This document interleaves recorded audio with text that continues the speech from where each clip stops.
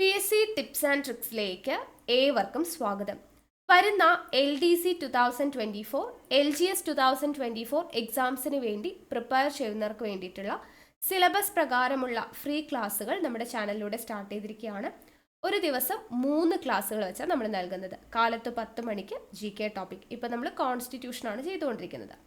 3 മണിക്ക് English, maths, Malayalam. അപ്പോൾ അത് നമ്മൾ ഒരാഴ്ച 3 കൂടെ കവർ ആവുന്ന രീതിയിൽ 2 ദിവസം മാത്സ്, 2 ദിവസം ഇംഗ്ലീഷ്, 2 ദിവസം മലയാളം, ആ ഒരു രീതിയിലാണ് പോകുന്നത്.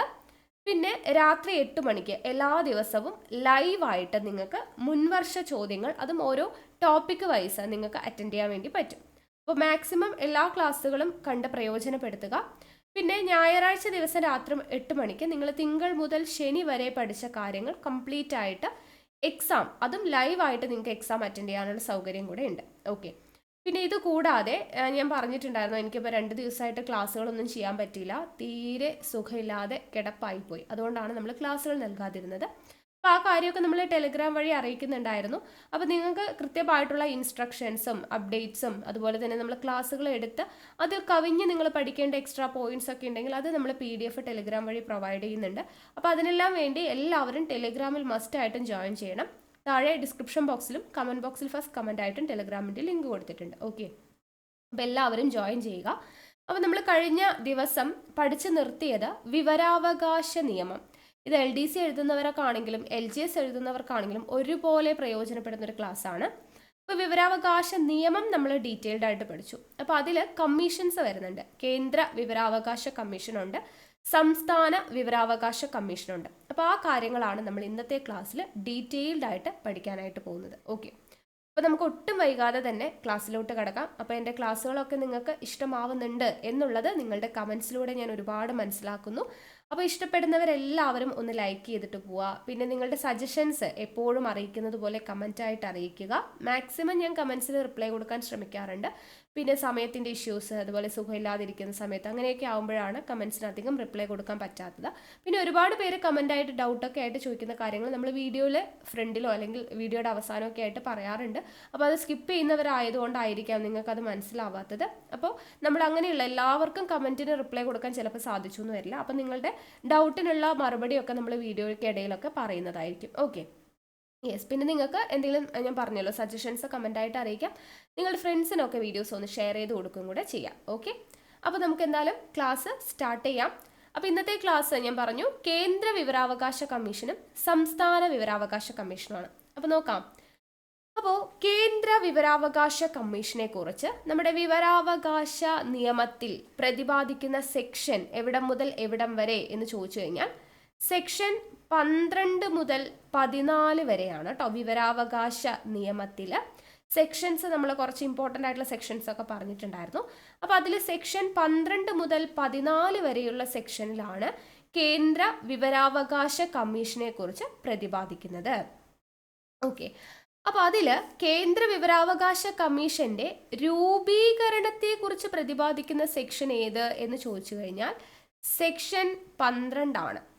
കേന്ദ്ര വിവരാവകാശ കമ്മീഷന്റെ രൂപീകരണത്തെ കുറിച്ച് പ്രതിപാദിക്കുന്ന സെക്ഷൻ ഏതാണ്? സെക്ഷൻ 12. എന്നാണ് കേന്ദ്ര വിവരാവകാശ കമ്മീഷൻ നിലവിൽ വന്നത്? കേന്ദ്ര വിവരാവകാശ കമ്മീഷൻ നിലവിൽ വരുന്നത് 2005 ഒക്ടോബർ 12. 2005 ഒക്ടോബർ 12 കേന്ദ്ര വിവരാവകാശ കമ്മീഷൻ നിലവിൽ വരുന്നത്. ആസ്ഥാനം, PSC ഇതൊക്കെ ചോദിക്കുന്നതാണ് അല്ലേ, നിലവിൽ വന്നതും ആസ്ഥാനം ഒക്കെ ചോദിക്കുന്നതാ. ആസ്ഥാനം എവിടെയാണ്? CIC ഭവൻ. CIC ഭവൻ ആദ്യം എവിടെയായിരുന്നു? ഓഗസ്റ്റ് ക്രാന്തി ഭവൻ ആയിരുന്നു. അങ്ങനെയും ചോദിക്കാറുണ്ട് മുൻപിലെ, അതായത് ഓഗസ്റ്റ് ക്രാന്തി ഭവൻ എന്തിൻ്റെ ആസ്ഥാനം ആയിരുന്നു എന്നൊക്കെ ചോദിക്കാറുണ്ട്. അപ്പോൾ അത് ഓർത്തിരിക്കുക. ഓഗസ്റ്റ് ക്രാന്തി ഭവൻ ആയിരുന്നു മുൻപുണ്ടായിരുന്നത്. ഇപ്പം നിലവിൽ CIC ഭവനാണ് കേന്ദ്ര വിവരാവകാശ കമ്മീഷന്റെ ആസ്ഥാനം എന്ന് പറയുന്നത്. ഇനി ഉദ്യോഗ കാലാവധിയെക്കുറിച്ച്, കേന്ദ്ര വിവരാവകാശ കമ്മീഷന്റെ ഉദ്യോഗ കാലാവധിയെക്കുറിച്ച് പ്രതിപാദിക്കുന്ന സെക്ഷൻ, വിവരാവകാശ നിയമത്തിലെ സെക്ഷൻ ചോദിച്ചു കഴിഞ്ഞാൽ സെക്ഷൻ 13 ഉദ്യോഗ കാലാവധിയെക്കുറിച്ച് പ്രതിപാദിക്കുന്നത്. എത്രയാണ് കാലാവധി? കാലാവധി എന്ന് പറയുന്നത് 3 വർഷം അഥവാ 65 വയസ്സാണ് കേന്ദ്ര വിവരാവകാശ കമ്മീഷന്റെ ഉദ്യോഗ കാലാവധി, അംഗങ്ങളുടെ എല്ലാം കാലാവധി എന്ന് പറയുന്നത് 3 വർഷം അല്ലെങ്കിൽ 65 വയസ്സാണ്. ഓക്കെ. ഇനി കേന്ദ്ര വിവരാവകാശ കമ്മീഷനിലെ അംഗങ്ങളെ നിയമിക്കുന്നത് ആര്? കേന്ദ്ര വിവരാവകാശ കമ്മീഷനിലെ അംഗങ്ങളെ നിയമിക്കുന്നത് ആരാ? രാഷ്ട്രപതി. നിയമിക്കുന്നത് ആരാണ്? രാഷ്ട്രപതിയാണ്. അങ്ങനെയാണെങ്കിൽ നീക്കം ചെയ്യുന്നത് ആരാ? നീക്കം ചെയ്യുന്നതും ആര് തന്നെയാ? രാഷ്ട്രപതി തന്നെയാണ്. നിയമിക്കുന്നത് രാഷ്ട്രപതി, നീക്കം ചെയ്യുന്നത് രാഷ്ട്രപതി. ഈ നീക്കം ചെയ്യലിനെ കുറിച്ച് പ്രതിപാദിക്കുന്ന സെക്ഷൻ ഇമ്പോർട്ടൻ്റ് ആണ്.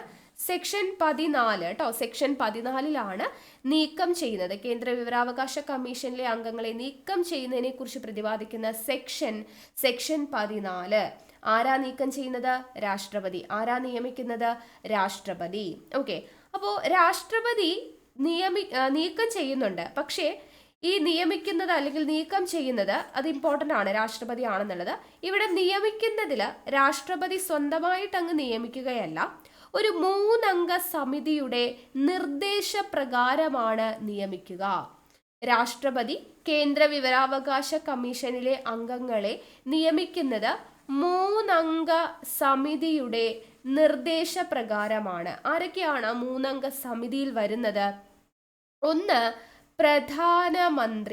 പ്രധാനമന്ത്രിയാണ് ആ സമിതിയുടെ അധ്യക്ഷനായിട്ട് വരിക. അപ്പൊ പ്രധാനമന്ത്രി അധ്യക്ഷനായിട്ടുള്ള 3 അംഗ സമിതിയുടെ നിർദ്ദേശപ്രകാരമാണ് കേന്ദ്ര വിവരാവകാശ കമ്മീഷനിലെ അംഗങ്ങളെ രാഷ്ട്രപതി നിയമിക്കുന്നത്. അപ്പൊ 3 അംഗ സമിതിയിൽ ഒന്നാമത്തെ ആളാണ് പ്രധാനമന്ത്രി.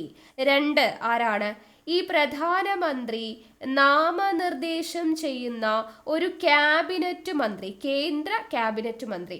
പ്രധാനമന്ത്രി നാമനിർദ്ദേശം ചെയ്യുന്ന ഒരു കേന്ദ്ര ക്യാബിനറ്റ് മന്ത്രി കൂടി ഉണ്ടായിരിക്കും. കൂടാതെ ലോക്സഭയുടെ പ്രതിപക്ഷ നേതാവും ഉണ്ടായിരിക്കും. ലോക്സഭയുടെ പ്രതിപക്ഷ നേതാവും ഉണ്ടായിരിക്കും. ഇതാണ് 3 അംഗ സമിതി. അപ്പൊ കേന്ദ്ര വിവരാവകാശ കമ്മീഷനിലെ അംഗങ്ങളെ നിയമിക്കാനായിട്ട് രാഷ്ട്രപതിയോട് നാം നിർദ്ദേശം ചെയ്യുന്ന 3 അംഗ സമിതിയിൽ ആരൊക്കെയാണുള്ളത്? ഇത് ചോദിച്ചിട്ടുണ്ട് നമ്മൾ കഴിഞ്ഞ ദിവസം മുൻവർഷ ചോദ്യങ്ങൾ ഡിസ്കസ് ചെയ്ത സമയത്ത് അവിടെ കണ്ടതാണ്.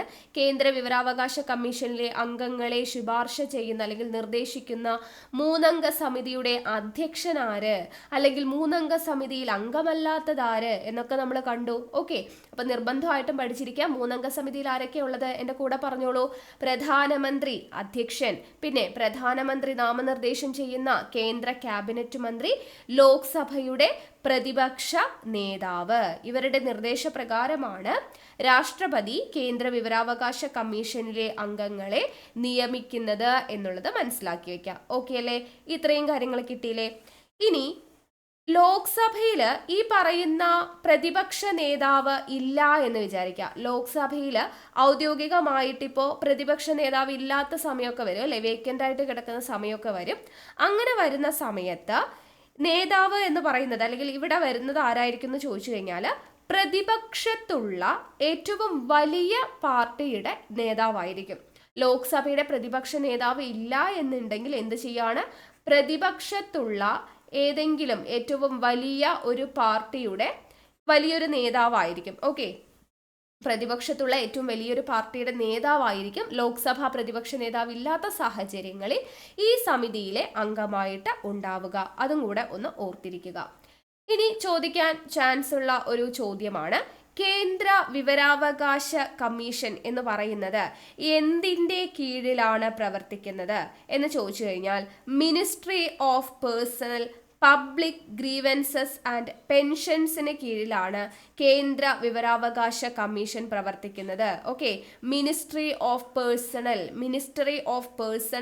പബ്ലിക് ഗ്രീവൻസസ് ആൻഡ് പെൻഷൻസിന് കീഴിലാണ് കേന്ദ്ര വിവരാവകാശ കമ്മീഷൻ പ്രവർത്തിക്കുന്നത് എന്നുള്ളത് മനസ്സിലാക്കി വെക്കുക.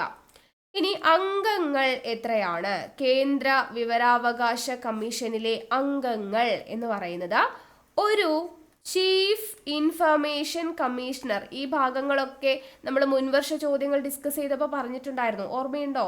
ഈ ഭാഗത്തു നിന്നൊക്കെ ചോദ്യങ്ങൾ വന്നിട്ടുണ്ട്. അപ്പോൾ ചോദ്യങ്ങൾ വരുന്ന പോയിന്റ്സ് ആണ് നമ്മൾ എടുത്തു പറഞ്ഞു തരുന്നത്. അപ്പൊ അംഗങ്ങൾ എന്ന് പറയുന്നത് ഒരു ചീഫ് ഇൻഫർമേഷൻ കമ്മീഷണറും ഒരു ചീഫ് ഇൻഫർമേഷൻ കമ്മീഷണർ ഉണ്ടായിരിക്കും. കൂടാതെ 10-ൽ കവിയാത്ത, അത് പ്രത്യേകം ഓർത്തിരിക്കണം, 10-ൽ കവിയാത്ത ഇൻഫർമേഷൻ കമ്മീഷണർമാരും, ഒരു ചീഫ് ഇൻഫർമേഷൻ കമ്മീഷണറും 10-ൽ കവിയാത്ത ഇൻഫർമേഷൻ കമ്മീഷണർമാരുമായിരിക്കും അംഗങ്ങളായിട്ട് ഉണ്ടായിരിക്കുക. ഇതിനെക്കുറിച്ച് പറയുന്ന സെക്ഷൻ ജസ്റ്റ് ഒന്ന് പഠിക്കുന്നവർ ഓർത്ത് വെക്കുക. സെക്ഷൻ 12(2). ഈ സെക്ഷനൊക്കെ പറ്റുന്നവർ പഠിച്ചു വെക്കുക കേട്ടോ. കുറേ പേര് കമൻറ്റ് ചെയ്ത് ചോദിച്ചിട്ടുണ്ടായിരുന്നു LDCക്ക് ഇത്രയും ഡീപ്പായിട്ടൊക്കെ പഠിക്കണോ, ഡിഗ്രി ലെവലിൽ പഠിച്ചാൽ പോരെ എന്നുള്ളത്. അപ്പോൾ നിങ്ങൾക്കറിയാം, പ്രിലിംസ് മെയിൻസ് എന്ന് പറയുന്ന ഒരു 2 ഘട്ടമൊക്കെ മാറ്റി മെയിൻസ് എന്ന് പറയുന്ന ഒറ്റ ഘട്ട പരീക്ഷയാക്കി മാറ്റിയിരിക്കുകയാണ് PSC. അപ്പോൾ അതുകൊണ്ട് തന്നെ എക്സാം അത്രത്തോളം കടുപ്പിച്ചായിരിക്കും ചോദിക്കാൻ ചാൻസ് ഉണ്ടാവുക. ഏറ്റവും കൂടുതൽ ടഫാക്കി ചോദിക്കാൻ പറ്റുകയാണെങ്കിൽ അത്രയും ടഫാക്കിയിട്ടായിരിക്കും ചിലപ്പോൾ ക്വസ്റ്റ്യൻസ് വരിക. അപ്പോൾ എങ്ങനെ വന്നാലും നമുക്ക് മാർക്ക് കിട്ടണ്ടേ അല്ലേ? ഏത് രീതിയിൽ ചോദിച്ചാലും നമുക്ക് എഴുതാൻ പറ്റണം. അപ്പോൾ അതിന് വേണ്ടിയിട്ടാണ് മാക്സിമം പോയിന്റ്സ് ഞാൻ ഓരോ സബ്ജക്റ്റും എടുക്കുമ്പോൾ മാക്സിമം പോയിന്റ്സ് പറഞ്ഞ് ബേസ് തൊട്ട് പറഞ്ഞു തരാനായിട്ട് ശ്രമിക്കുന്നത്. എന്ത് പഠിക്കുമ്പോഴും നമ്മൾ അതിൻ്റെ കോൺസെപ്റ്റ് മനസ്സിലാക്കി വൃത്തിയായിട്ട് പഠിച്ചു പോകുക. അപ്പം നമുക്ക് എങ്ങനെ ചോദ്യം വന്നാലും ടെൻഷൻ ഇല്ലല്ലോ, നന്നായിട്ട് എഴുതാമല്ലോ. ഓക്കെ. അപ്പോൾ LGSകാരടുത്ത് ഞാൻ പ്രത്യേകമായിട്ട് പറയാറുണ്ട്, LGSകാർ ഇത്രയും ഡീപ്പായിട്ട് സെക്ഷൻ ഒന്നും നിങ്ങൾ പഠിക്കേണ്ട.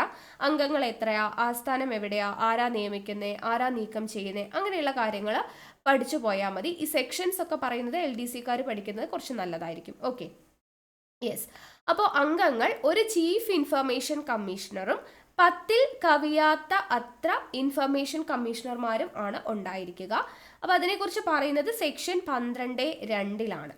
ഈ കേന്ദ്ര വിവരാവകാശ കമ്മീഷനിലൊക്കെ അംഗമാവാൻ വേണ്ട യോഗ്യത ഉണ്ടായിരിക്കും അല്ലെ? എന്തെങ്കിലുമൊക്കെ യോഗ്യത വേണമല്ലോ അതിൽ അംഗങ്ങളാവണമെങ്കിൽ. എന്താണ് യോഗ്യത? കേന്ദ്ര വിവരാവകാശ കമ്മീഷനിൽ അംഗമാവാനുള്ള യോഗ്യത എന്ന് പറയുന്നത് നിയമത്തിലോ ശാസ്ത്രത്തിലോ സാങ്കേതിക ശാസ്ത്രത്തിലോ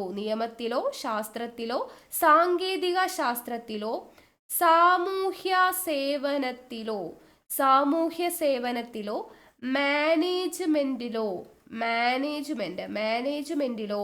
പത്രപ്രവർത്തനത്തിലോ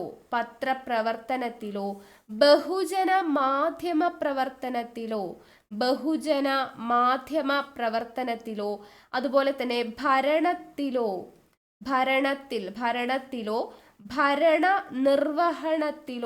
ഭരണനിർവഹണത്തിലോ വിപുലമായ അറിവും അനുഭവജ്ഞാനവും ഉള്ളവരും പൊതുജീവിതത്തിൽ ഔന്നത്യം ഉള്ളവരുമായ വ്യക്തികളാണ് ആയിരിക്കേണ്ടത്. അപ്പൊ കേന്ദ്ര വിവരാവകാശ കമ്മീഷനിലെ അംഗങ്ങളുടെ യോഗ്യത എന്ന് വെച്ചാൽ ഇത് തന്നെയാണ് സംസ്ഥാന വിവരാവകാശ കമ്മീഷനിലെ അംഗങ്ങളുടെ യോഗ്യതയായിട്ടും വരുന്നത്. അപ്പൊ പഠിച്ചു വെച്ചേക്കണം എന്തൊക്കെയാണ്. നിയമത്തിലോ ശാസ്ത്രത്തിലോ സാങ്കേതിക ശാസ്ത്രത്തിലോ സാമൂഹ്യ സേവനത്തിലോ മാനേജ്മെന്റിലോ പത്രപ്രവർത്തനത്തിലോ അതുപോലെ തന്നെ ബഹുജന മാധ്യമ പ്രവർത്തനത്തിലോ ഭരണത്തിലോ ഭരണനിർവഹത്തിലോ വിപുലമായ അറിവും അനുഭവജ്ഞാനവുമുള്ളവരും പൊതുജീവിതത്തിൽ ഔന്നിത്യമുള്ളവരുമായ വ്യക്തികളായിരിക്കണം ആര്? കേന്ദ്ര വിവരാവകാശ കമ്മീഷനിലെ അംഗങ്ങൾ. ഓക്കെ, ഇതിനെക്കുറിച്ച് പറയുന്ന സെക്ഷൻ 12(5) പഠിക്കാൻ പറ്റുന്നവർ പഠിച്ചു വെച്ചേക്കാം. ഓക്കെ, 12(5) എന്ന് പറയുന്ന സെക്ഷനിലാണ് ഇതിനെക്കുറിച്ച് പറയുന്നത്. ഇനി ചീഫ് ഇൻഫർമേഷൻ കമ്മീഷണറും ഇൻഫർമേഷൻ കമ്മീഷണർമാരും പുനർനിയമനത്തിന് അർഹരാണോ എന്ന് ചോദിച്ചു കഴിഞ്ഞാൽ പുനർനിയമനത്തിന് അർഹരല്ല എന്നാണ് ആൻസർ. ഓക്കെ, അർഹരല്ല. പുനർനിയമനത്തിന് അർഹരാണോ എന്ന് ചോദിച്ചു കഴിഞ്ഞാൽ പുനർനിയമനത്തിന് അർഹരല്ല. എന്നാൽ 10 അംഗങ്ങൾ ഉണ്ടെന്ന് പറഞ്ഞില്ലേ, 10-ൽ കവിയാത്ത ഇൻഫർമേഷൻ കമ്മീഷണർമാരുണ്ടെന്ന് പറഞ്ഞു. അതിൽ ഒരാൾക്ക് എന്ത് ചെയ്യാം? ചീഫ് ഇൻഫർമേഷൻ കമ്മീഷണറായിട്ട് മാറാം. ഓക്കെ, പുനർനിയമനത്തിന്, അതായത് ഇപ്പോൾ ചീഫ് ഇൻഫർമേഷൻ കമ്മീഷണർ അതുപോലെ ഇൻഫർമേഷൻ കമ്മീഷണർമാർ അവരുടെ കാലാവധി കഴിഞ്ഞു, വീണ്ടും അതേ പൊസിഷനിലേക്ക് പുനർനിയമനം അപ്പോയിന്റ് ചെയ്യാനായിട്ട് അവർക്ക് സാധിക്കില്ല, അതിന് അവർ അർഹരല്ല. പക്ഷേ ഈ 10 ഇൻഫർമേഷൻ കമ്മീഷണർ ഉണ്ടല്ലോ, അതിൽ ആർക്ക് വേണമെങ്കിലും എന്ത് ചെയ്യാം, ചീഫ് ഇൻഫർമേഷൻ കമ്മീഷണർ ആയിട്ടുള്ളൊരു പ്രൊമോഷൻ സാധ്യതയുണ്ട്. ചീഫ് ഇൻഫർമേഷൻ കമ്മീഷണറായിട്ട് മാറാൻ വേണ്ടി പറ്റും, മുഖ്യ വിവരാവകാശ കമ്മീഷണറായിട്ട് മാറാൻ വേണ്ടി പറ്റും. പക്ഷേ അവരുടെ സ്വന്തമായിട്ടുള്ള ആ ഒരു പൊസിഷനിലേക്ക്, ഇപ്പം ഇൻഫർമേഷൻ കമ്മീഷണർ ആണെങ്കിൽ വീണ്ടും അതേ സ്ഥാനത്തോട്ട്, അല്ലെങ്കിൽ ചീഫ് ഇൻഫർമേഷൻ കമ്മീഷണർ ആണെങ്കിൽ വീണ്ടും അതേ സ്ഥാനത്തോട്ട് നിയമിക്കാനായിട്ട് പറ്റത്തില്ല എന്നുള്ളതാണ് ഇമ്പോർട്ടൻ്റ് ആയിട്ടുള്ള കാര്യം, ഓർത്തിരിക്കുക. ഓക്കെ, പിന്നെ ഒരു ഇത് പറയുന്നുണ്ട്, അതായത് സെക്ഷൻ 12(6) പറയുന്നത്. സെക്ഷൻ 12(6) പറയുന്നൊരു കാര്യമാണ്, ഇവര് ഈ കാലാവധി കഴിഞ്ഞതിന് ശേഷം ചില കാര്യങ്ങൾ ആവാൻ പാടില്ല എന്ന് പറയുന്നുണ്ട്. എന്തൊക്കെ ആവാൻ പാടില്ലാത്ത? പാർലമെന്റിലെ അംഗമാവാൻ പാടില്ല, പാർലമെന്റിലെ അംഗം ആവാൻ പാടില്ല. പാടില്ലാത്ത കാര്യങ്ങളാണോ കേട്ടോ പറയുന്നത്, പാടില്ല എന്നുള്ളതാണ് പറയുന്നത്. പാർലമെന്റിലെ അംഗമാവാൻ പാടില്ല, അതുപോലെ ഏതെങ്കിലും നിയമസഭയിലെ അംഗമാവാൻ പാടില്ല, പിന്നെയോ ആദായകരമായ ഉദ്യോഗം വഹിക്കാൻ പാടില്ല, ആദായകരമായ ഉദ്യോഗം വഹിക്കാൻ പാടില്ല, പിന്നെ രാഷ്ട്രീയ കക്ഷിയോട്, ഒരു രാഷ്ട്രീയ കക്ഷിയോടും ബന്ധം പാടില്ല, രാഷ്ട്രീയ കക്ഷിയോട് ബന്ധം തുടരാൻ പാടില്ല, ഏതെങ്കിലും ബിസിനസ്സോ തൊഴിലോ ചെയ്യാൻ പാടില്ല, ബിസിനസ്സോ തൊഴിലോ ചെയ്യാൻ പാടില്ല. ഇത്രയും കാര്യങ്ങൾ പാടില്ല എന്ന് പറയുന്നതാണ്. കാലാവധിക്ക് ശേഷം കേന്ദ്ര മുഖ്യ വിവരാവകാശ കമ്മീഷണറും മറ്റു കമ്മീഷണർമാരും പാർലമെന്റിലെ അംഗമാവാനോ നിയമസഭയിലെ അംഗമാവാനോ ആദായകരമായ ഉദ്യോഗം വഹിക്കാനോ ഏതെങ്കിലും രാഷ്ട്രീയ കക്ഷിയുമായി ബന്ധം തുടരാനോ ഏതെങ്കിലും തരത്തിലുള്ള ബിസിനസ്സോ തൊഴിലോ ചെയ്യാനോ പാടില്ല എന്ന് പറയുന്ന സെക്ഷനാണ് സെക്ഷൻ 12(6). അതൊന്ന് നോക്കി വെച്ചേക്കാം, ഇമ്പോർട്ടൻ്റ് ആണ്. ഓക്കെ, ഇനി നമ്മൾ പറഞ്ഞു മുഖ്യ വിവരാവകാശ കമ്മീഷണർ എന്ന് പറഞ്ഞല്ലേ. ഈ മുഖ്യ വിവരാവകാശ കമ്മീഷണറുടെ പദവി എന്ന് പറയുന്നത് ആരുടെ റാങ്കിന് തത്തുല്യമാണ് എന്ന് ചോദിച്ചു കഴിഞ്ഞാൽ ക്യാബിനറ്റ്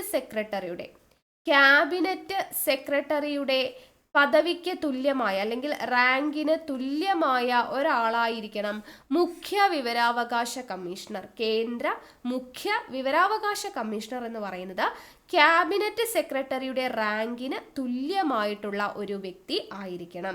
ബാക്കിയുള്ള കമ്മീഷണർമാരുണ്ടല്ലേ, അപ്പോൾ ബാക്കിയുള്ള കമ്മീഷണർമാർ എന്ന് പറയുന്നത് അവരുടെ പദവി എങ്ങനെയായിരിക്കണം? കേന്ദ്ര തലത്തിൽ കേട്ടോ, കേന്ദ്ര തലത്തിൽ 2,25,000 രൂപ ശമ്പളം വാങ്ങുന്ന ഒരു ഉദ്യോഗസ്ഥന്റെ തലത്തിലുള്ളവരായിരിക്കണം. മുഖ്യ വിവരാവകാശ കമ്മീഷണർ എന്ന് പറയുന്നത് ഒരു ക്യാബിനറ്റ് സെക്രട്ടറിയുടെ റാങ്കിന് തുല്യമായിരിക്കണം. മറ്റു കമ്മീഷണർമാർ എന്ന് പറയുന്നത് കേന്ദ്ര തലത്തിൽ 2,25,000 രൂപ ശമ്പളം വഹിക്കുന്ന ഒരു ഉദ്യോഗസ്ഥന്റെ തലത്തിലുള്ള ആളായിരിക്കണം എന്നും കൂടെ പറയുന്നുണ്ട്. ഓക്കെ, ഇനി ഈ കേന്ദ്ര വിവരാവകാശ കമ്മീഷൻ എന്ന് പറയുന്നത് നമ്മൾ പറഞ്ഞിട്ടുണ്ട് ഒരു സ്റ്റാറ്റ്യൂട്ടറി ബോഡിയാണ്. സ്റ്റാറ്റ്യൂട്ടറി ബോഡി എന്ന് വെച്ചാൽ എന്താ? പലർക്കും സംശയമാണ്, എങ്ങനെയാണ് ഈ സ്റ്റാറ്റ്യൂട്ടറി ബോഡിയെയും ഭരണഘടനാ സ്ഥാപനങ്ങളെയും തിരിച്ചറിയാന്നുള്ളത്. ഭരണഘടനാ സ്ഥാപനങ്ങൾ എന്ന് വെച്ചാൽ ഒന്നുമില്ല, നമ്മുടെ ഭരണഘടനയിൽ ഏതെങ്കിലും ഒരു ആർട്ടിക്കിളിൽ പ്രതിപാദിച്ചിട്ട് അത് നിലവിൽ വരികയാണെങ്കിൽ അതിനെ നമ്മൾ പറയും ഭരണഘടനാ സ്ഥാപനം. ഫോർ എക്സാമ്പിൾ പറയുകയാണെങ്കിൽ ഇപ്പോൾ കേന്ദ്ര തെരഞ്ഞെടുപ്പ് കമ്മീഷനെ കുറിച്ച് 324 എന്ന് പറയുന്ന ആർട്ടിക്കിളിൽ പ്രതിപാദിക്കുന്നുണ്ട്. ധനകാര്യ കമ്മീഷനെ കുറിച്ച് ആർട്ടിക്കിൾ 280 പ്രതിപാദിക്കുന്നുണ്ട്. കൺട്രോളർ ആൻഡ് ഓഡിറ്റർ ജനറലിനെ കുറിച്ച് 148 എന്ന് പറയുന്ന ആർട്ടിക്കിളിൽ പ്രതിപാദിക്കുന്നുണ്ട് അല്ലേ. അറ്റോർണി ജനറൽ എന്ന് പറയുന്നതിനെ കുറിച്ച് ആർട്ടിക്കിൾ 76 പ്രതിപാദിക്കുന്നുണ്ട്. അപ്പോൾ ഇങ്ങനെ ആർട്ടിക്കിളിൽ പ്രതിപാദിച്ച് ഇപ്പോൾ PSCയെ കുറിച്ചാണെങ്കിൽ ആർട്ടിക്കിൾ 315 പ്രതിപാദിക്കുന്നുണ്ട്. ഇങ്ങനെ ഭരണഘടനയുടെ ഏതെങ്കിലും ഒരു ആർട്ടിക്കിളിൽ പ്രതിപാദിച്ച് അതിൻ പ്രകാരം രൂപം കൊണ്ടിട്ടുള്ള സ്ഥാപനങ്ങളെ നമ്മൾ ഭരണഘടനാ സ്ഥാപനങ്ങൾ എന്നും സ്റ്റാറ്റ്യൂട്ടറി ബോഡി എന്ന് വെച്ച് കഴിഞ്ഞാൽ ഏതെങ്കിലും ഒരു പാർലമെന്റിന്റെ നിയമപ്രകാരം രൂപീകൃതമായി. ഇപ്പോൾ വിവരാവകാശ നിയമം 2005, വിവരാവകാശ നിയമം 2005 പ്രകാരമാണ് എന്ത് രൂപം കൊണ്ടത്? കേന്ദ്ര വിവരാവകാശ കമ്മീഷനും സംസ്ഥാന വിവരാവകാശ കമ്മീഷനും. അപ്പൊ അതുകൊണ്ട് ഇവ രണ്ടും എന്താണ്? സ്റ്റാറ്റ്യൂട്ടറി ബോഡിയാണ്. അതേപോലെ 1993 മനുഷ്യാവകാശ സംരക്ഷണ നിയമം നമ്മൾ പഠിച്ചു അല്ലെ കഴിഞ്ഞ ക്ലാസ്സുകളിൽ. മനുഷ്യാവകാശ സംരക്ഷണ നിയമം അനുസരിച്ചാണ് എന്ത് നിലവിൽ വരുന്നത്? ദേശീയ മനുഷ്യാവകാശ കമ്മീഷനും സംസ്ഥാന മനുഷ്യാവകാശ കമ്മീഷനും. അപ്പൊ ഇങ്ങനെയുള്ള പാർലമെന്റിന്റെ നിയമം അനുസരിച്ച് നിലവിൽ വരുന്നവയെ നമ്മൾ സ്റ്റാറ്റ്യൂട്ടറി ബോഡി എന്നും ഭരണഘടനയുടെ ഏതെങ്കിലും ഒരു ആർട്ടിക്കിളിൽ പ്രതിപാദിച്ച് എന്നിട്ട് രൂപം കൊള്ളുന്നതിനെ നമ്മൾ ഭരണഘടനാ സ്ഥാപനങ്ങൾ എന്നും പറയും. അപ്പോൾ നമുക്കൊരു ഓപ്ഷൻ തരുന്ന സമയത്ത് ആ ഓപ്ഷനിലുള്ളവയെ കുറിച്ച് ഏതെങ്കിലും ഭരണഘടനയിൽ ആർട്ടിക്കിൾ ഉണ്ടോ എന്നുള്ളത് ഓർത്താൽ മതി. നമുക്ക് ഈസി ആയിട്ട് എന്ത് കണ്ടുപിടിക്കാം? അവ ഭരണഘടനാ സ്ഥാപനമാണോ സ്റ്റാറ്റ്യൂട്ടറി ബോഡിയാണോ എന്നുള്ളത് കണ്ടുപിടിക്കാൻ പറ്റും. ഓക്കെ അല്ലേ? ക്ലിയർ അല്ലേ? അപ്പം നമ്മുടെ കേന്ദ്ര വിവരാവകാശ കമ്മീഷനും സംസ്ഥാന വിവരാവകാശ കമ്മീഷനും ഒക്കെ ഏതിൻ്റെ കീഴിലാണ് വരിക? സ്റ്റാറ്റ്യൂട്ടറി ബോഡിയാണ്. കാരണം വിവരാവകാശ നിയമം 2005 പ്രകാരമാണ് ഇവയെല്ലാം രൂപം കൊണ്ടിരിക്കുന്നത്. സോ നമ്മുടെ കേന്ദ്ര വിവരാവകാശ കമ്മീഷൻ ഒരു സ്റ്റാറ്റ്യൂട്ടറി ബോഡിയാണ് എന്ന് നമുക്ക് പറയാം. സ്റ്റാറ്റ്യൂട്ടറി ബോഡി മാത്രമല്ല, ഇതൊരു ക്വാസി ജുഡീഷ്യൽ ബോഡി കൂടിയാണ്. എന്താണ് ക്വാസി ജുഡീഷ്യൽ ബോഡി എന്ന് വെച്ചാൽ? ജുഡീഷ്യൽ എന്ന് പറഞ്ഞു കഴിഞ്ഞാൽ നീതിന്യായം എന്നുള്ള അർത്ഥമാണ് അല്ലേ? ക്വാസി എന്ന് പറഞ്ഞു കഴിഞ്ഞാൽ അർദ്ധ എന്നുള്ള അർത്ഥമാണ്. അതായത് പകുതി എന്നുള്ളത്. പകുതി ജുഡീഷ്യൽ ആണ് എന്ന് വെച്ചാൽ എന്താണ്? അതായത് കേന്ദ്ര വിവരാവകാശ കമ്മീഷന് പകുതി ജുഡീഷ്യറിയുടെ അധികാരങ്ങളുണ്ട്. എന്ന് വെച്ചാൽ ഒരു സിവിൽ കോടതി ചെയ്യുന്ന കാര്യങ്ങൾ, അതായത് ഒരാവശ്യമുള്ള സമയത്ത് ആളുകളെ വിളിച്ചു വരുത്തി മൊഴിയെടുക്കുക, തെളിവെടുക്കുക, വിചാരണ നടത്തുക, ഇതെല്ലാം ചെയ്യാനുള്ള അധികാരമുണ്ട്. പക്ഷെ പൂർണ്ണമായിട്ടും കോടതിയുടെ അധികാരമുണ്ടോ? ഇല്ല. പക്ഷെ അത്യാവശ്യ ഘട്ടങ്ങളിൽ ഇങ്ങനെ ആളുകളെ വിളിച്ചു വരുത്താനും തെളിവെടുക്കാനും മൊഴിയെടുക്കാനും വിചാരണ ചെയ്യാനുമുള്ള അധികാരം ആർക്കുണ്ട്? കേന്ദ്ര വിവരാവകാശ കമ്മീഷനുണ്ട്. അതുകൊണ്ട് നമ്മൾ അവയെ വിളിക്കും ക്വാസി ജുഡീഷ്യൽ എന്ന് വിളിക്കും. മനസ്സിലായോ? ഓക്കെ. അപ്പൊ പൂർണ്ണമായ കോടതിയുടെ അധികാരമില്ല. അപ്പൊ ശിക്ഷ നിർവഹിക്കാനും അങ്ങനെയുള്ള അധികാരമില്ല. പക്ഷെ വിചാരണ ചെയ്യാൻ, തെളിവെടുക്കാൻ, മൊഴിയെടുക്കാൻ, ചോദ്യം ചെയ്യാനുള്ള അവകാശമൊക്കെ കേന്ദ്ര വിവരാവകാശ കമ്മീഷനുണ്ട്. സോ അതുകൊണ്ട് നമ്മൾ സിവിൽ കോടതിയുടെ ചില അധികാരങ്ങൾ ഉള്ളതുകൊണ്ട് അതിനെ എന്തെന്ന് വിളിക്കും? ക്വാസി ജുഡീഷ്യൽ എന്ന് നമ്മൾ വിളിക്കുന്നുണ്ട്. ഓക്കെ. ഇനി ഈ കേന്ദ്ര വിവരാവകാശ കമ്മീഷനിലെ അംഗങ്ങൾ രാജിക്കത്ത് സമർപ്പിക്കുന്നത് ആർക്കാണ്? നിയമിക്കുന്നത് രാഷ്ട്രപതിയാണെന്ന് പറഞ്ഞു, നീക്കം ചെയ്യുന്നത് രാഷ്ട്രപതിയാണെന്ന് പറഞ്ഞു. രാജിക്കത്ത് സമർപ്പിക്കുന്നതും ആർക്ക് തന്നെയാണ്? രാഷ്ട്രപതിക്ക് തന്നെയാണ്. രാജിക്കത്ത് സമർപ്പിക്കുന്ന ആർക്ക് തന്നെയാണ്? രാഷ്ട്രപതിക്ക്. അതിനെക്കുറിച്ച് പ്രതിപാദിക്കുന്ന സെക്ഷനാണ് 13(4). 13(4) എന്ന് പറയുന്ന സെക്ഷനിലാണ് രാജിക്കത്ത് പ്രതിപാദിക്കുന്നത് കേട്ടോ. ഓക്കെ. അപ്പൊ രാജിക്കത്ത് നൽകുന്നത് രാഷ്ട്രപതിക്കാണ്. ഇനി ഇവര് കേന്ദ്ര വിവരാവകാശ കമ്മീഷൻ അവരുടെ വാർഷിക റിപ്പോർട്ട് സമർപ്പിക്കുന്നത് ആർക്ക്? വാർഷിക റിപ്പോർട്ട് സമർപ്പിക്കുന്നത് കേന്ദ്ര ഗവൺമെന്റിനായിരിക്കും. വാർഷിക റിപ്പോർട്ട് ആർക്കാ സമർപ്പിക്കുന്നത്? കേന്ദ്ര ഗവൺമെന്റിനായിരിക്കും. കേന്ദ്ര വിവരാവകാശ കമ്മീഷൻ അവരുടെ വാർഷിക റിപ്പോർട്ട് സമർപ്പിക്കുന്നത് കേന്ദ്ര ഗവൺമെന്റിന്. ഇനി രാജിക്കത്ത് സമർപ്പിക്കുന്നത് പറഞ്ഞു. ഇനി ഇവർ സത്യപ്രതിജ്ഞ ചെയ്യുന്നത് ആരുടെ മുമ്പിലാ? സത്യപ്രതിജ്ഞ ചെയ്യുന്നത് ആരുടെ മുമ്പിലാണെന്ന് ചോദിച്ചേക്കാം. സത്യപ്രതിജ്ഞയെ കുറിച്ച് പറയുന്ന ആർട്ടിക്കിൾ 13(3) സത്യപ്രതിജ്ഞ ചെയ്യുന്നതുമായി ആരുടെ മുമ്പിലാണ്? രാഷ്ട്രപതിയുടെ മുമ്പിലാണ്. അപ്പോൾ കേന്ദ്ര വിവരാവകാശ കമ്മീഷനിലെ അംഗങ്ങളെ നിയമിക്കുന്നത് രാഷ്ട്രപതി, നീക്കം ചെയ്യുന്നത് രാഷ്ട്രപതി, സത്യപ്രതിജ്ഞ ചെയ്യുന്നത് രാഷ്ട്രപതിയുടെ മുമ്പിൽ, രാജിക്കത്ത് സമർപ്പിക്കുന്നത് രാഷ്ട്രപതിയുടെ മുമ്പിൽ. ഓക്കെ. അപ്പൊ അവിടെ വേറൊരു പേരും പഠിക്കാനില്ല, എല്ലാം രാഷ്ട്രപതിയാണ്. റിപ്പോർട്ട് സമർപ്പിക്കുന്നത് മാത്രം ആർക്കായിരിക്കും? കേന്ദ്ര ഗവൺമെന്റിനായിരിക്കും. അത് പൊതുവെ അങ്ങനെയാണ്. നമ്മൾ പഠിക്കുന്ന എല്ലാ സ്റ്റാറ്റ്യൂട്ടറി ബോഡീസും അവരുടെ റിപ്പോർട്ട് സമർപ്പിക്കുന്നത് അതത് ഗവൺമെന്റിനായിരിക്കും. കേന്ദ്രമാണെങ്കിൽ കേന്ദ്ര ഗവൺമെന്റിന്, സംസ്ഥാന തലത്തിലാണെങ്കിൽ സംസ്ഥാന ഗവൺമെന്റിന്, അങ്ങനെയായിരിക്കും റിപ്പോർട്ട് സമർപ്പിക്കുക. അപ്പൊ ഇവിടെ കേന്ദ്ര വിവരാവകാശ കമ്മീഷനാണ്. സോ അവർ റിപ്പോർട്ട് സമർപ്പിക്കുന്നത് ആർക്കായിരിക്കും?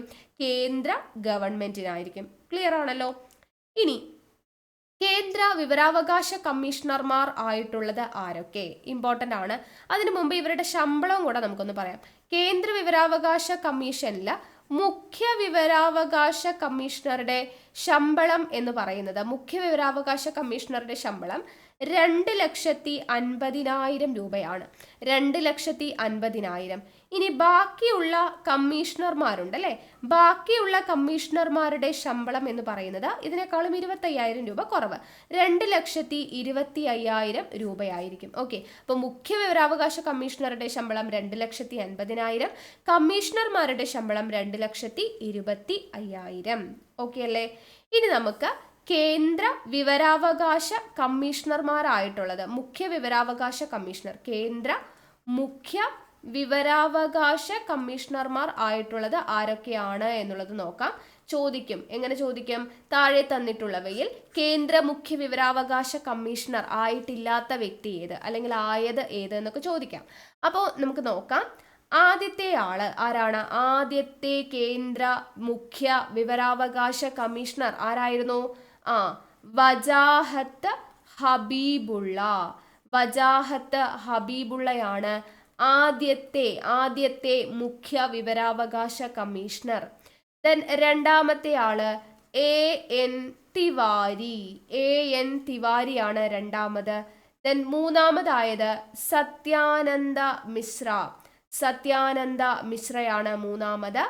നാലാമത് ദീപക് സന്ധു. ദീപക് സന്ധുവിന്റെ പ്രത്യേകത എന്താ? കേന്ദ്ര മുഖ്യ വിവരാവകാശ കമ്മീഷണർ ആവുന്ന ആദ്യത്തെ വനിത. കേന്ദ്ര മുഖ്യ വിവരാവകാശ കമ്മീഷണർ ആവുന്ന ആദ്യത്തെ വനിതയാണ് ദീപക് സന്ധു. ദെൻ അഞ്ചാമതായിട്ട് സുഷമാ സിംഗ് ആണ്. സുഷമാ സിംഗ് ആണ് കേന്ദ്ര മുഖ്യ വിവരാവകാശ കമ്മീഷണർ ആവുന്ന രണ്ടാമത്തെ വനിത എന്നത് ഓർത്തിരിക്കുക, സുഷമാ സിംഗ്. ദെൻ അടുത്ത പേര്, ആറാമത്തെ പേര് ഞാൻ എഴുതുന്നുണ്ട് ഇവിടെ. ആറാമത്തെ പേര് ആരാണ്? രാജീവ് മാത്തൂർ. രാജീവ് മാത്തൂർ ആണ് ആറാമത്തെ വ്യക്തി. ഏഴാമത്തെ വ്യക്തി വിജയ് ശർമ്മ. എട്ടാമത്തെ ആള് രാധാകൃഷ്ണ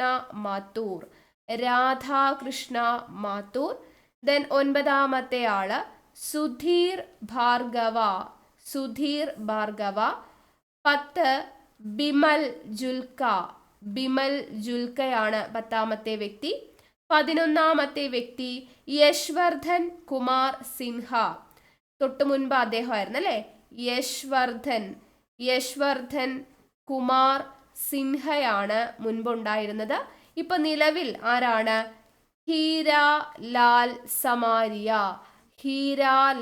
സമാരിയാണ് നിലവിലെ കേന്ദ്ര മുഖ്യ വിവരാവകാശ കമ്മീഷണർ എന്ന് പറയുന്നത്. ഓക്കെ, അപ്പൊ ആരൊക്കെയാണ് കേന്ദ്ര മുഖ്യ വിവരാവകാശ കമ്മീഷണർമാരായിട്ടുള്ളത്? വജാഹത്ത് ഹബീബുള്ള ആദ്യത്തെ കേന്ദ്ര മുഖ്യ വിവരാവകാശ കമ്മീഷണറാണ് വജാഹത്ത് ഹബീബുള്ള. രണ്ടാമത് AN തിവാരി. 3 സത്യാനന്ദ മിശ്ര. 4 ദീപക് സന്ധു. 5 സുഷമാ സിംഗ്. അതിൽ ദീപക് സന്ധു ആണ് കേന്ദ്ര മുഖ്യ വിവരാവകാശ കമ്മീഷണറായ ആദ്യത്തെ വനിത. രണ്ടാമത്തെ വനിതയാണ് സുഷമാ സിംഗ്. ആറാമത്തെ ആള് രാജീവ് മാത്തൂർ. 7 വിജയ് ശർമ്മ. 8 രാധാകൃഷ്ണ മാത്തൂർ. 9 സുധീർ ഭാർഗവ. 10 ബിമൽ ജുൽക്ക. 11 യശ്വർദ്ധൻ കുമാർ സിൻഹ. 12 ഹീരാലാൽ സമാരിയ. നിലവിലെ കേന്ദ്ര മുഖ്യ വിവരാവകാശ കമ്മീഷണറാണ് ഹീരാലാൽ സമാരിയ. അദ്ദേഹത്തിന്റെ കൂടെയുള്ള ബാക്കി കമ്മീഷണർമാർ ആരൊക്കെയാണ്? ഹീരാലാൽ സമാരിയയുടെ കൂടെയുള്ള കമ്മീഷണർമാർ എന്ന് പറയുന്നത് 1 ആനന്ദി രാമലിംഗം, അതുപോലെ വിനോദ് കുമാർ തിവാരി. ഇവരുടെ പേരും കൂടെ പഠിച്ചു വെച്ചേക്കാം. ആനന്ദി രാമലിംഗം, വിനോദ് കുമാർ തിവാരി എന്നിവരും കൂടെ പുതിയതായിട്ട് അപ്പോയിന്റ് ചെയ്തവരാണ്. ഓക്കെ, അതും കൂടെ ഒന്ന് ഓർത്തിരിക്കുക കേട്ടോ. അപ്പോൾ ഇത്രയും കാര്യങ്ങളാണ് നമുക്ക് കേന്ദ്ര വിവരാവകാശ കമ്മീഷനെ കുറിച്ച് പഠിക്കാനായിട്ടുള്ളത്. ക്ലിയർ ആണല്ലോ? അടുത്തത് സംസ്ഥാന വിവരാവകാശ കമ്മീഷൻ. സംസ്ഥാന വിവരാവകാശ കമ്മീഷനെ കുറിച്ച് പ്രതിപാദിക്കുന്ന വിവരാവകാശ നിയമത്തിലെ സെക്ഷൻ ചോദിച്ചാൽ സെക്ഷൻ 15 മുതൽ 17 വരെ. സെക്ഷൻ 15 മുതൽ 17 വരെ സംസ്ഥാന വിവരാവകാശ കമ്മീഷനെ കുറിച്ചാണ് പ്രതിപാദിക്കുന്നത്. അതിൽ സംസ്ഥാന വിവരാവകാശ കമ്മീഷന്റെ രൂപീകരണത്തെ കുറിച്ച് പ്രതിപാദിക്കുന്നത് സെക്ഷൻ 15. സെക്ഷൻ 15ലാണ് സംസ്ഥാന വിവരാവകാശ കമ്മീഷനെ കുറിച്ച് പ്രതിപാദിക്കുന്നത്. എപ്പോഴാണ് നിലവിൽ വരുന്നത്? സംസ്ഥാന വിവരാവകാശ കമ്മീഷൻ നിലവിൽ വരുന്നത് 2005 ഡിസംബർ 19 ഇത് രൂപീകരിക്കപ്പെടുന്നത് കേട്ടോ. 2005 ഡിസംബർ 19 സംസ്ഥാന വിവരാവകാശ കമ്മീഷൻ രൂപീകരിക്കപ്പെട്ടത്. ആസ്ഥാനം എവിടെയാണ്? ആസ്ഥാനം ചോദിച്ചു കഴിഞ്ഞാൽ തിരുവനന്തപുരമാണ് സംസ്ഥാന വിവരാവകാശ കമ്മീഷന്റെ ആസ്ഥാനം. ദെൻ അംഗങ്ങൾ, എത്ര അംഗങ്ങളാ? നമ്മൾ അവിടെ പറഞ്ഞതുപോലെ തന്നെ ഒരു ചീഫ് ഇൻഫർമേഷൻ കമ്മീഷണർ, ഒരു മുഖ്യ വിവരാവകാശ കമ്മീഷണർ ഉണ്ടായിരിക്കും. കൂടാതെ 10ൽ കവിയാത്ത കമ്മീഷണർമാരും ഉണ്ടായിരിക്കും. 10ൽ കവിയാത്തത്ര ഇൻഫർമേഷൻ കമ്മീഷണറും, ഒരു ചീഫ് ഇൻഫർമേഷൻ കമ്മീഷണറും 10ൽ കവിയാത്തത്ര ഇൻഫർമേഷൻ കമ്മീഷണർമാരുമായിരിക്കും അംഗങ്ങൾ. പ്രതിപാദിക്കുന്ന സെക്ഷൻ 15(2) അംഗങ്ങളെ കുറിച്ച് പ്രതിപാദിക്കുന്നത്. ഇനി സംസ്ഥാന വിവരാവകാശ കമ്മീഷനിലെ അംഗങ്ങളെ നിയമിക്കുന്നത് ആര്? നിയമിക്കുന്നത് ഗവർണറാണ്. നിയമിക്കുന്നത് ആരാ? ഗവർണർ. അപ്പൊ ഇങ്ങനെ നിയമിക്കണം എന്നുണ്ടെങ്കിൽ അവിടെയും ഒരു കമ്മിറ്റിയുടെ അല്ലെങ്കിൽ ഒരു സമിതിയുടെ ശുപാർശ പ്രകാരമാണ് നിയമിക്കുന്നത്. ഒരു 3 അംഗ സമിതിയാണ്. അവിടെ പഠിച്ചതുപോലെ തന്നെ അവിടെ പഠിച്ചപ്പോൾ നമ്മൾ എന്ത് പറഞ്ഞു? പ്രധാനമന്ത്രിയാണ് അധ്യക്ഷൻ. അങ്ങനെയാണെങ്കിൽ സംസ്ഥാനമായിരിക്കുമ്പോൾ ആരായിരിക്കും അധ്യക്ഷൻ? മുഖ്യമന്ത്രി അല്ലെ? അപ്പൊ മുഖ്യമന്ത്രി അധ്യക്ഷനായിട്ടുള്ള 3 അംഗ സമിതി. രണ്ടാമത് വരുന്നത് അവിടെ ആരായിരുന്നു? പ്രധാനമന്ത്രി നാമനിർദ്ദേശം ചെയ്യുന്ന ക്യാബിനറ്റ് മന്ത്രി. അപ്പൊ ഇവിടെ ആരാ? മുഖ്യമന്ത്രി നാമനിർദ്ദേശം ചെയ്യുന്ന ക്യാബിനറ്റ് മന്ത്രി. മുഖ്യമന്ത്രി നാമനിർദ്ദേശം ചെയ്യുന്ന ക്യാബിനറ്റ് മന്ത്രി ആയിരിക്കും ഇവിടെ ഒരു അംഗമായിട്ട് വരുന്നത്. മൂന്നാമത് അവിടെ ലോക്സഭാ പ്രതിപക്ഷ നേതാവാണെങ്കിൽ ഇവിടെ ആരാ? ഇവിടെ നിയമസഭാ പ്രതിപക്ഷ നേതാവ്. സംസ്ഥാനമാവുമ്പോൾ അതിൻ്റെതായ മാറ്റങ്ങൾ വരും അല്ലെ? അപ്പൊ അവിടെ ഉള്ളത് പ്രധാനമന്ത്രിയും പ്രധാനമന്ത്രി നാമനിർദ്ദേശം ചെയ്യുന്ന ക്യാബിനറ്റ് മന്ത്രിയും ലോക്സഭാ പ്രതിപക്ഷ നേതാവുമാണെങ്കിൽ ഇവിടെ സംസ്ഥാന വിവരാവകാശ കമ്മീഷനിലെ അംഗങ്ങളെ നിയമിക്കുന്നതിനുള്ള 3 അംഗ സമിതി ആരാണ്? മുഖ്യമന്ത്രി നാമനിർദ്ദേശം ചെയ്യുന്ന ക്യാബിനറ്റ് മന്ത്രി, നിയമസഭാ പ്രതിപക്ഷ നേതാവ് എന്നിവരാണ് 3 അംഗ സമിതിയിലെ അംഗങ്ങൾ. അപ്പൊ ഇവരുടെ ശുപാർശ അനുസരിച്ചാണ് ഗവർണർ അംഗങ്ങളെ നിയമിക്കുന്നത്. ഓക്കെ, ഇനി എന്താണ് ഇവരുടെ യോഗ്യത എന്ന് ചോദിച്ചാൽ, യോഗ്യത എന്ന് പറയുന്നത് നമ്മൾ കേന്ദ്ര വിവരാവകാശ കമ്മീഷനിൽ എന്തൊക്കെയാണോ യോഗ്യത പഠിച്ചത് ആ എല്ലാ യോഗ്യതയും ഇവിടെ വരും. അതായത് നിയമത്തിലോ ശാസ്ത്രത്തിലോ സാങ്കേതിക ശാസ്ത്രത്തിലോ സാമൂഹ്യ സേവനത്തിലോ മാനേജ്മെന്റിലോ പത്രപ്രവർത്തനത്തിലോ ബഹുജന മാധ്യമ പ്രവർത്തനത്തിലോ ഭരണത്തിലോ ഭരണനിർവഹണത്തിലോ വിപുലമായ അറിവും അനുഭവജ്ഞാനവുമുള്ളവരും പൊതുജീവിതത്തിൽ ഔന്നിത്യമുള്ളവരുമായ വ്യക്തികളാണ് ആര്? സംസ്ഥാന വിവരാവകാശ കമ്മീഷനിലെ അംഗങ്ങൾ. അപ്പൊ കേന്ദ്രത്തിൽ എന്തായിരുന്നോ അതേ യോഗ്യതയാണ്. അപ്പൊ ഞാനത് ഇവിടെ എഴുതുന്നില്ല, നിങ്ങൾ ആ ഒരു പോയിന്റ് തന്നെ ഇവിടേക്ക് മാറ്റി എഴുതുക. ഓക്കെ, ഇനി കാലാവധി എത്രയാണ് എന്നുള്ളതാണ്. നമ്മൾ കാലാവധി പഠിച്ചു. എത്രയാ കാലാവധി? സംസ്ഥാന വിവരാവകാശ കമ്മീഷന്റെ കാലാവധിയും 3 വർഷം അല്ലെങ്കിൽ 65 വയസ്സ് തന്നെയാണ്. 3 വർഷം അല്ലെങ്കിൽ 65 അവിടെ നമുക്ക് പറയുന്നത്. ഓക്കെ, സെക്ഷൻ 16 കേട്ടോ കാലാവധിയെ കുറിച്ച് പറയുന്നത്. സെക്ഷൻ 16 കാലാവധിയെ കുറിച്ച് പറയുന്നത്. നിയമിക്കുന്നത് ഗവർണറാണ്. നീക്കം ചെയ്യുന്നത് ആരാ? നീക്കം ചെയ്യുന്നത് ഗവർണറാണ്. സത്യപ്രതിജ്ഞ ആരുടെ മുമ്പിൽ വെച്ചിട്ടാ? സത്യപ്രതിജ്ഞ ചെയ്യുന്നതും ഗവർണറുടെ മുമ്പിൽ വെച്ചിട്ടാണ്. 16(3) സത്യപ്രതിജ്ഞയെ കുറിച്ച് പറയുന്നത്. ദെൻ ഇവര് രാജിക്കത്ത് സമർപ്പിക്കുന്നതും ആർക്ക് തന്നെയാ? ഗവർണർക്ക് തന്നെയായിരിക്കും. രാജിക്കത്ത് 16(4) പറയുന്നത്. ഓക്കെ, അപ്പോൾ നിയമിക്കുന്നത് ഗവർണർ, നീക്കം ചെയ്യുന്നത് ഗവർണർ, സത്യപ്രതിജ്ഞ ചെയ്യുന്നത് ഗവർണറുടെ മുമ്പിൽ, രാജിക്കത്ത് സമർപ്പിക്കുന്നത് ഗവർണറുടെ മുമ്പിൽ. കേന്ദ്രമാവുമ്പോൾ എല്ലാം രാഷ്ട്രപതി, സംസ്ഥാനമാവുമ്പോൾ എല്ലാം ഗവർണർ ആയിരിക്കും. ഓക്കെ, ഇനി ഇവര് പുനർനിയമനത്തിന് അർഹരാണോ എന്ന് ചോദിച്ചാൽ ഇവര് ആർക്കായിരിക്കും ഇവരുടെ റിപ്പോർട്ട് സമർപ്പിക്കുക? റിപ്പോർട്ട് സമർപ്പിക്കുന്നത് സംസ്ഥാന ഗവൺമെന്റിനായിരിക്കും അല്ലെ? അവിടെ ആർക്കായിരുന്നു? അവിടെ കേന്ദ്രം ആയതുകൊണ്ട് കേന്ദ്ര ഗവൺമെന്റിനാ, ഇവിടെ സംസ്ഥാനം ആയതുകൊണ്ട് സംസ്ഥാന ഗവൺമെന്റിനായിരിക്കും റിപ്പോർട്ട് സമർപ്പിക്കുക. ഇനി ഇവര് പുനർനിയമനത്തിന് അർഹരാണോ എന്ന് ചോദിച്ചു കഴിഞ്ഞാൽ അവിടെ പോലെ തന്നെ പുനർനിയമനത്തിന് അർഹരല്ല. പക്ഷെ എന്ത് ചെയ്യാം, 10ൽ കവിയാത്ത അംഗങ്ങൾ ഉണ്ടെന്ന് പറഞ്ഞു. അതിൽ ഒരാൾക്ക് എന്തായിട്ട് മാറാം, ചീഫ് ഇൻഫർമേഷൻ കമ്മീഷണർ ആയിട്ട് മാറാം. അവിടെ പറഞ്ഞ സെയിം അത് തന്നെയാണ്. പുനർനിയമനത്തിന് അർഹരല്ല, പക്ഷേ 10 കമ്മീഷണർമാരിൽ ഒരാൾക്ക് എന്ത് ചെയ്യാം, ചീഫ് ഇൻഫർമേഷൻ കമ്മീഷണർ ആവാൻ വേണ്ടി പാടും. പിന്നെ നമ്മൾ പറഞ്ഞു അവിടെ ഇങ്ങനെ കാലാവധി പൂർത്തിയായി കഴിഞ്ഞാൽ അവർ എന്തൊക്കെ കാര്യങ്ങൾ ചെയ്യാൻ പാടില്ല എന്ന് പറഞ്ഞു.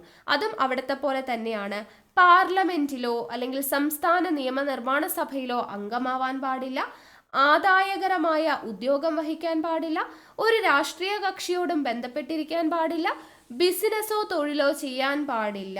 ഇതൊന്നും ചെയ്യാൻ പാടില്ല. കേന്ദ്രത്തിൽ എന്തൊക്കെ പറഞ്ഞു അതൊന്നും ഇവിടെയും പാടില്ല. സംസ്ഥാന വിവരാവകാശ കമ്മീഷനിലും പാടില്ല. അപ്പോൾ ഒന്ന് പഠിച്ചു കഴിഞ്ഞാൽ കണക്ട് ചെയ്ത് പഠിക്കാനായിട്ട് ഈസി ആയിരിക്കും കേട്ടോ. രണ്ടും കൂടെ കമ്പയർ ചെയ്ത് പഠിക്കാം. ഇനി ആരാണ് ആദ്യത്തെ സംസ്ഥാന മുഖ്യ വിവരാവകാശ കമ്മീഷണർ? പാലാട്ട് മോഹൻദാസ് ആണ് സംസ്ഥാന മുഖ്യ വിവരാവകാശ കമ്മീഷണർ എന്ന് പറയുന്നത്. പാലാട്ട് മോഹൻദാസ്. ഇനി രണ്ടാമതായിട്ട് ആയത് ആരാന്ന് ചോദിച്ചു കഴിഞ്ഞാൽ ഡോക്ടർ സിബി മാത്യൂസ് ആണ് കേട്ടോ. ഡോക്ടർ സിബി മാത്യൂസ്. ദെൻ മൂന്നാമത്തെ വ്യക്തി ആരാണ്? വിൻസൺ എം പോൾ ആണ്. വിൻസൺ എം പോൾ ആണ് മൂന്നാമത്തെ വ്യക്തി. ദെൻ നാലാമത്തെ വ്യക്തി എന്ന് പറയുന്നത് വിശ്വാസ് മേത്ത. ദെൻ അഞ്ചാമത്തെ വ്യക്തി ഇപ്പോ നിലവിലുള്ളത് ആരാണ്? വി ഹരി നായർ ആണ് സംസ്ഥാന വിവരാവകാശ കമ്മീഷൻ ചെയർമാൻ. ഇപ്പൊ നിലവിൽ കേട്ടോ. അപ്പൊ ഈ പേരുകൾ 5ഉം പഠിച്ചു വെച്ചേക്കാം. സംസ്ഥാന വിവരാവകാശ കമ്മീഷണർ, മുഖ്യ വിവരാവകാശ കമ്മീഷണർമാർ ആയിട്ടുള്ളത് ആരൊക്കെയാണ്?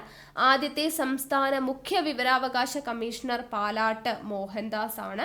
2005 മുതൽ 2010 വരെയായിരുന്നു. ദെൻ അടുത്തത് ഡോക്ടർ സിബി മാത്യൂസ് 11 മുതൽ 16 വരെയായിരുന്നു കേട്ടോ. 11 മുതൽ 16 വരെ. Then doctor Vinson M Paul 2016 മുതൽ 20 വരെയായിരുന്നു. ദെൻ വിശ്വാസ് മേത്ത 2021 മുതൽ 23 വരെയായിരുന്നു. ഇപ്പൊ നിലവിൽ ആരാണ്? വി ഹരിനായർ ആണ് ഇപ്പൊ നിലവിലെ സംസ്ഥാന മുഖ്യ വിവരാവകാശ കമ്മീഷണർ എന്ന് പറയുന്നത്. ഓക്കെ അല്ലേ? അപ്പോൾ ഇത്രയും കാര്യങ്ങളേ ഉള്ളൂ നമുക്ക് കേന്ദ്ര വിവരാവകാശ കമ്മീഷനെ കുറിച്ചും സംസ്ഥാന വിവരാവകാശ കമ്മീഷനെ കുറിച്ചും പഠിക്കാനായിട്ട്. ഏറ്റവും പ്രധാനപ്പെട്ട പരീക്ഷയ്ക്ക് വരാൻ ചാൻസ് ഉള്ള എല്ലാ പോയിന്റ്സും പറഞ്ഞിട്ടുണ്ട്. അപ്പോൾ വൃത്തിയായിട്ട് നോട്ട്സ് തയ്യാറാക്കിയിട്ട് പഠിക്കുക. ഇന്ന് തന്നെ റിവിഷൻ ചെയ്യുക. ഈ ഭാഗത്തു നിന്നുള്ള മുൻവർഷ ചോദ്യങ്ങൾ നമ്മൾ ഓൾറെഡി ക്ലാസ്സിൽ ഡിസ്കസ് ചെയ്തതാണ് 8 മണിയുടെ ലൈവിൽ. അപ്പോൾ ഇത് പഠിച്ചു കഴിഞ്ഞതിന് ശേഷം ആ ക്വസ്റ്റ്യൻസ് ഞാൻ PDF ടെലിഗ്രാമിൽ ഇട്ടിട്ടുണ്ടായിരിക്കും. അപ്പോൾ അത് നിങ്ങൾ നോക്കിയിട്ട് വർക്കൗട്ട് ചെയ്യുക. എന്നിട്ട് കിട്ടുന്നുണ്ടോ എന്നുള്ളത് ചെക്ക് ചെയ്ത് നോക്കുക. ഓക്കെ അല്ലേ? അപ്പോൾ ഇതേപോലെ അടുത്ത ക്ലാസ്സുമായിട്ട് നമുക്ക് വീണ്ടും കാണാം. ക്ലാസ്സൊക്കെ ഇഷ്ടമാവുന്നുണ്ടെങ്കിൽ ലൈക്ക് ചെയ്യാനും ഷെയർ ചെയ്യാനും കമൻറ്റ് ചെയ്യാനും ഒന്നും ആരും മറക്കരുത്. പിന്നെ നമ്മുടെ ടെലിഗ്രാമിൻ്റെ കാര്യം ആരും വിട്ടുപോകരുത്. ജോയിൻ ചെയ്യുക. നിങ്ങൾക്ക് വേണ്ടിയിട്ടുള്ള ഇൻസ്ട്രക്ഷൻസും നോട്ട്സും എല്ലാം അവിടെയാണ് ലഭിക്കുന്നത്. അപ്പോൾ ടെലിഗ്രാമിൽ ജോയിൻ ചെയ്യാത്തവരുണ്ടെങ്കിൽ ജോയിൻ ചെയ്യുക. താഴെ ഡിസ്ക്രിപ്ഷൻ ബോക്സിലും കമൻറ്റ് ബോക്സിലും കൊടുത്തിട്ടുണ്ട്. ഓക്കെ, അപ്പോൾ അടുത്ത ക്ലാസ്സിൽ വീണ്ടും കാണാം. താങ്ക്